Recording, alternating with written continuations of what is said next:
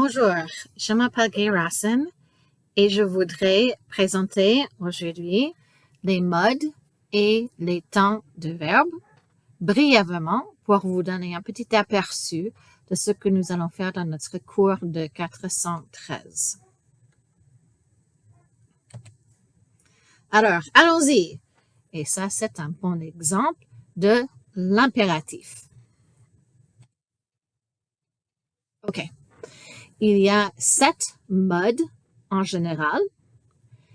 3 modes sont impersonnels, l'infinitif, le participe et le gérondif, c'est-à-dire que il n'y a pas de conjugaison, hein, les verbes restent dans une forme de l'infinitif ou ANT pour le participe et le gérondif, ça c'est la terminaison ANT.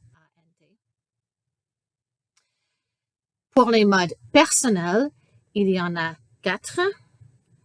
Et donc, vous avez l'indicatif, le subjonctif, le conditionnel et l'impératif.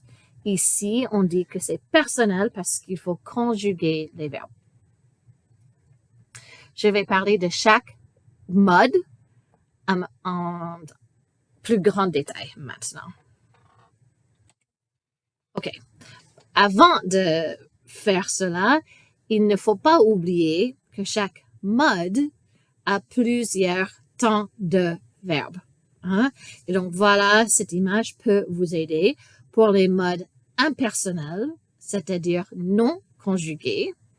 Nous avons juste un passé et un présent. Infinitif passé, infinitif présent, etc. Pour les modes personnels, il y a toujours un passé et un présent et souvent beaucoup d'autres temps de verbe aussi. Alors, voyons quelques exemples.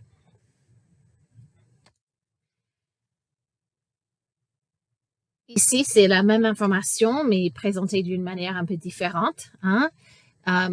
Vous pouvez retourner ici, je vais vous donner des exemples en petits détails, mais ici, vous avez un aperçu global, encore une fois. Non seulement de la liste des modes, mais aussi le point de vue. Hein? Et quelques exemples.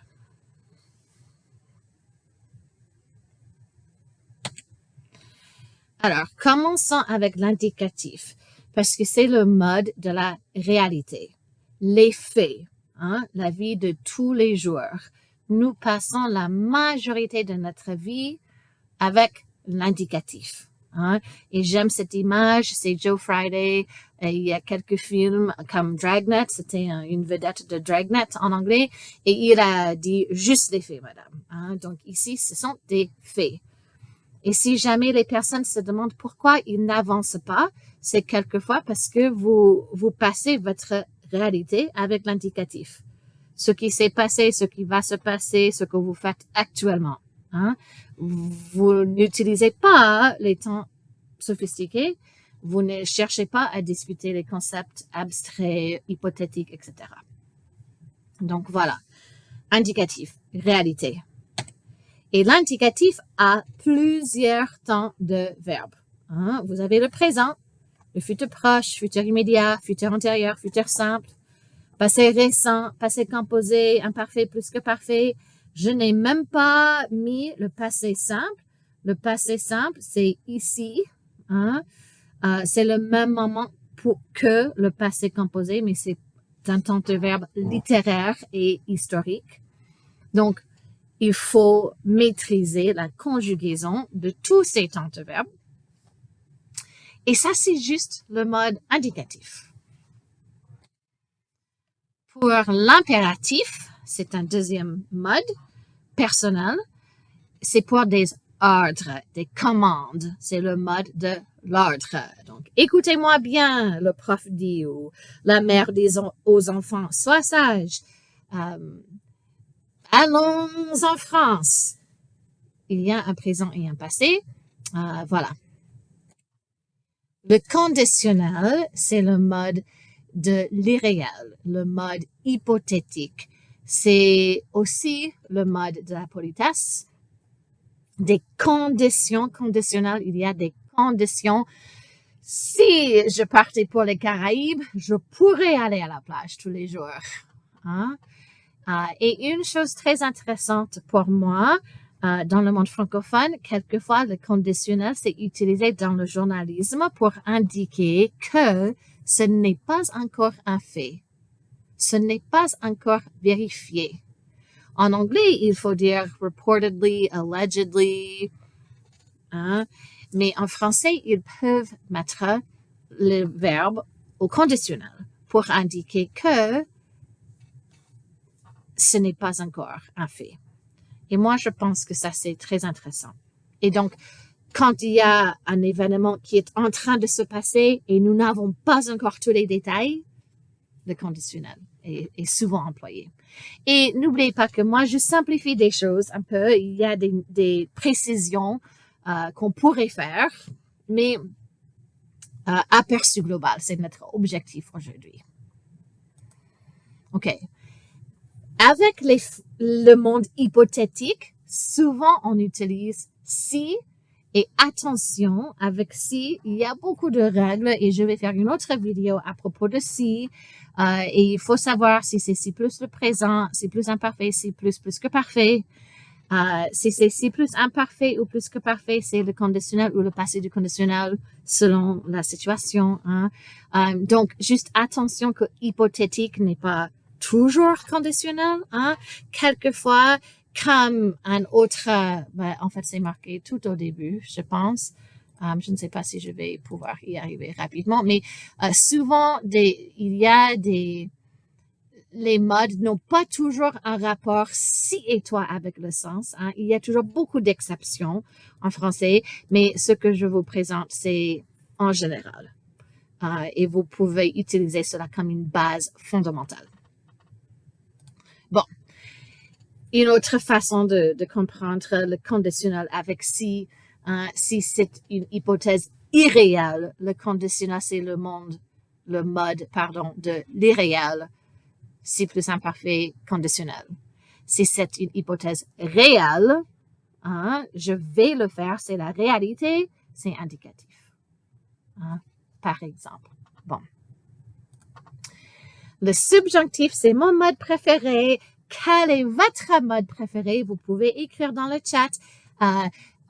Mais le subjonctif, c'est mon mode préféré parce que c'est le mode où je dis monde, parce que pour moi, c'est une monde, mais c'est le mode du doute, du possible. Pour moi, le monde des rêves. Hein? Et quand j'enseigne le subjonctif, je dis aux étudiants de penser au mot dove. C'est un oiseau en anglais, n'est-ce pas? Doute, opinion, volonté, émotion. Donc, les opinions, les désirs, les souhaits, les rêves, vos espoirs, tout ça, c'est le subjonctif. Et donc, quand vous exprimez votre opinion, selon l'expression que vous employez, bien sûr, c'est souvent le subjonctif qu'il faudrait utiliser.